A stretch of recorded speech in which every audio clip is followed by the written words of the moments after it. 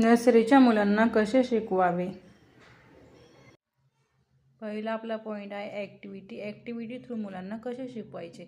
तर मी इथे तुम्हाला दाखवत आहे. इथं प्री रायटिंगची मी एक ॲक्टिव्हिटी तुम्हाला शेअर करत आहे. ही मी माझ्या मुलीकडून सॉल्व करून घेतलेली आहे. अशा प्रकारे तुम्ही ॲक्टिव्हिटी तुमच्या मुलांच्याकडून सॉल्व करून घेऊ शकता. 2 नंबरची ॲक्टिव्हिटी आहे आपली कलर. अशा प्रकारचे स्ट्रॅक असतात. त्या मुलांना ॲक्टिव्हिटी थ्रू आपण मुलांना कलर शिकवू शकतो. जसे purple, pink, orange, blue, green, orange, yellow ह्या प्रकारचे कलर मुलांना शिकवू शकतो.